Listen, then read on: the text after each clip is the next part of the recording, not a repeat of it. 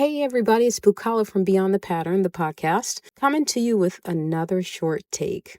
This episode is called What You Told Yourself After. The hardest part of a setback isn't always what happened. It's the story you started telling yourself because of it. And most of the time, you don't even realize you're telling it. I want you to think about a moment where something didn't go the way you expected. Maybe you didn't get the role.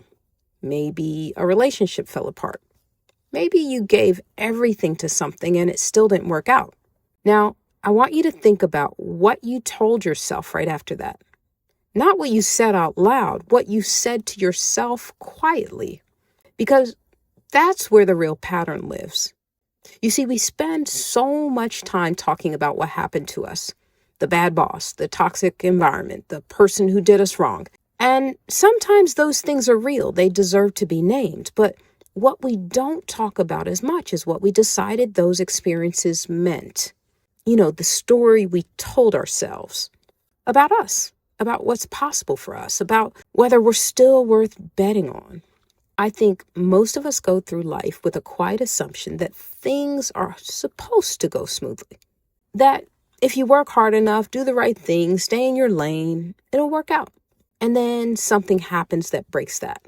Maybe it's a surprise, an upset, a person who comes out of nowhere and disrupts everything you thought was settled. And in that moment, in the middle of the confusion and hurt, we start making meaning. We start making it mean a bunch of things. Maybe I'm not as good as I thought. Or maybe this path isn't for me. Or maybe I should just be grateful for what I have and stop reaching. And here's the thing about those thoughts. They don't feel like giving up. They feel like wisdom. They feel like you're just being realistic. But what's actually happening is this. You're letting one hard season write the narrative for everything that comes after it. Earlier this season, Amira talked about how being nice can get in your way. And I think this is one of the quietest versions of that pattern. Being too nice to yourself in the wrong way. Not advocating for yourself. Not pushing back on the story, just accepting it. Because it feels safer than hoping again. And even Karen Coyne. We talked to Karen Coyne earlier in the season. Karen talked about how playing it safe with your finances can actually cost you in the long run. The same thing happens emotionally. When we play it safe after a hard season, when we shrink, pull back, stop reaching, we think we're protecting ourselves, but we're actually just paying a different kind of cost. The cost of the dream deferred. The cost of the version of yourself you never became because one season made you decide it wasn't safe to try. Now, this shows up in leadership in ways people don't always recognize. The leader who stopped speaking up in meetings because they just got shut down once. The leader who stops advocating for themselves or their team because they got pushed back. The leader who stops bringing creative ideas because one of them landed badly. They're not being cautious. They're being shaped by a story that they decided was true after one hard moment. And their team feels that.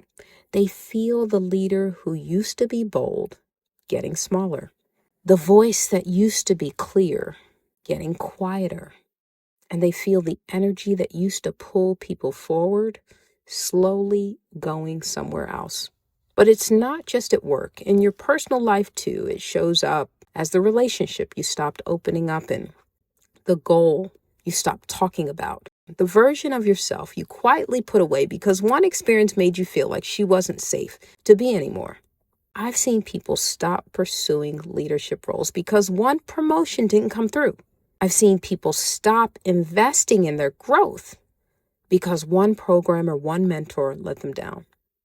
I've also seen people spend years being smaller than they actually are because somewhere along the way they decided that was the safest place to be.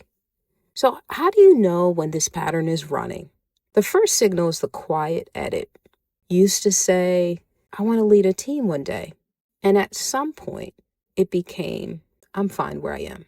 Nothing dramatic happened out loud. You just quietly edited the dream down. That edit is worth looking at. The second signal is the borrowed belief. Someone said something about you, a manager, a colleague, or someone who just evaluated you. And then you picked it up and started carrying it like it was yours to lock in. Maybe you held on to this, you're not strategic enough, you're too emotional, you're not ready. And now years later, you're still leading with that sentence as if it was a fact and not just one person's opinion in one moment in time. The third signal is the feeling that hope is naive. When you hear about someone going after something big, and our first thought sometimes is, good luck with that. Maybe we don't have the excitement, but we're leaning into quiet skepticism. So that's not wisdom. That's a wound that hasn't healed yet. And it's coloring how you see what's possible for them and for you. The question to ask yourself is, am I living from what I know about myself or from what someone else decided about me in a season that's already over? Because those are two very different foundations to build on. And here's what shifts when people finally separate those two things. They start to reclaim the goals they quietly put away. They start to speak with the confidence that was always theirs before someone else's opinion got in the way. And they start to see that the setback wasn't a sentence. It wasn't final. It was just a season, and seasons end. So here's your practice this week. Think about one story you've been telling yourself about who you are and what's possible for you. And ask 3 questions. Where did this story actually come from? Is this my truth or someone else's opinion I decided to keep? What would I do differently if I stopped believing this story was permanent? You don't have to have all the answers. Just be willing to question the narrative. Because the story you keep telling becomes the life you keep living. Remember this. So something hard may have happened.